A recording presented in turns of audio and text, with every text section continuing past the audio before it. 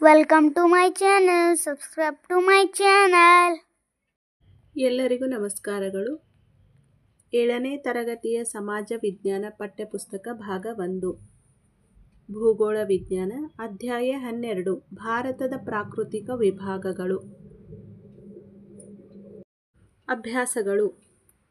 ಖಾಲಿ ಬಿಟ್ಟ ಸ್ಥಳಗಳನ್ನು ಸೂಕ್ತ ಪದದಿಂದ ಭರ್ತಿ ಮಾಡಿ. 1. ಭಾರತವು ವಿಸ್ತೀರ್ಣದಲ್ಲಿ ಪ್ರಪಂಚದಲ್ಲಿ 7ನೇ ಸ್ಥಾನದಲ್ಲಿದೆ. ಕರ್ನಾಟಕದಲ್ಲಿ 31 ಜಿಲ್ಲೆಗಳಿವೆ. 3. ಭಾರತದಲ್ಲಿ 28 ರಾಜ್ಯಗಳು ಹಾಗೂ 8 ಕೇಂದ್ರಾಡಳಿತ ಪ್ರದೇಶಗಳಿವೆ. ಭಾರತದ ಅತ್ಯಂತ ಎತ್ತರವಾದ ಶಿಖರ ಮೌಂಟ್ ಗಾಡ್ವಿನ್ ಆಸ್ಟಿನ್ K2. ಕರ್ನಾಟಕದ ಹೆಬ್ಬಾಗಿಲು ಎಂದು ನವಮಂಗಳೂರನ್ನು ಕರೆಯುತ್ತಾರೆ. ಕರ್ನಾಟಕ ರಾಜ್ಯದಲ್ಲಿ ಅತಿ ಹೆಚ್ಚು ಮಳೆ ಬೀಳುವ ಪ್ರದೇಶ ಆಗುಂಬೆ.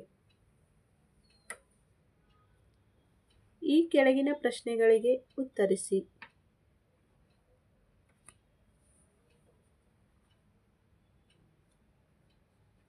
ಪ್ರಶ್ನೆ 1. ಭಾರತವು ಯಾವ ಯಾವ ಅಕ್ಷಾಂಶ ಹಾಗೂ ರೇಖಾಂಶಗಳ ನಡುವೆ ವಿಸ್ತರಿಸಿದೆ? ಭೌಗೋಳಿಕ ಸ್ಥಾನ ಯಾವುದು?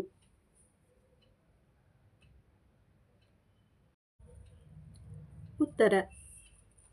ಭಾರತವು ಅಕ್ಷಾಂಶಿಕವಾಗಿ 8 ಡಿಗ್ರಿ ಉತ್ತರದಿಂದ 37 ಡಿಗ್ರಿ ಉತ್ತರ ಅಕ್ಷಾಂಶ ಹಾಗೂ ರೇಖಾಂಶಿಕವಾಗಿ 68 ಡಿಗ್ರಿ ಪೂರ್ವದಿಂದ 97 ಡಿಗ್ರಿ ಪೂರ್ವ ರೇಖಾಂಶಗಳವರೆಗೆ ವಿಸ್ತರಿಸಿದೆ. ಭಾರತವು ಸಂಪೂರ್ಣವಾಗಿ ಉತ್ತರ ಗೋಳಾರ್ಧದಲ್ಲಿ ನೆಲೆಸಿದೆ. ಪ್ರಶ್ನೆ 2. ಕರ್ನಾಟಕದ ನೆರೆಹೊರೆಯ ರಾಜ್ಯಗಳ ಪಟ್ಟಿ ಮಾಡಿ. ಉತ್ತರ. ಕರ್ನಾಟಕದ ನೆರೆಹೊರೆಯ ರಾಜ್ಯಗಳು ಮಹಾರಾಷ್ಟ್ರ, ಆಂಧ್ರ ಪ್ರದೇಶ್, ತೆಲಂಗಾಣ, ಕೇರಳ, ತಮಿಳುನಾಡು, ಗೋವಾ.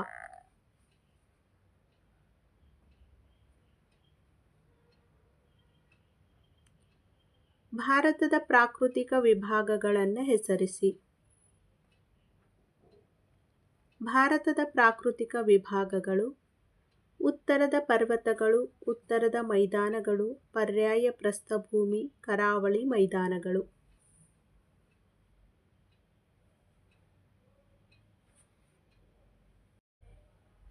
ಕರ್ನಾಟಕದ ಪ್ರಾಕೃತಿಕ ವಿಭಾಗಗಳಾವವು? ಕರ್ನಾಟಕದ ಪ್ರಾಕೃತಿಕ ವಿಭಾಗಗಳು: ಕರಾವಳಿ ಪ್ರದೇಶ, ಮಲೆನಾಡು, ಮೈದಾನ ಪ್ರದೇಶ.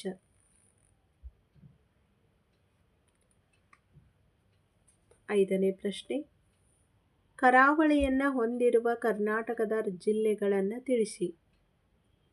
ಕರಾವಳಿಯನ್ನು ಹೊಂದಿರುವ ಕರ್ನಾಟಕದ ಜಿಲ್ಲೆಗಳು: ಉತ್ತರ ಕನ್ನಡ, ಉಡುಪಿ, ದಕ್ಷಿಣ ಕನ್ನಡ.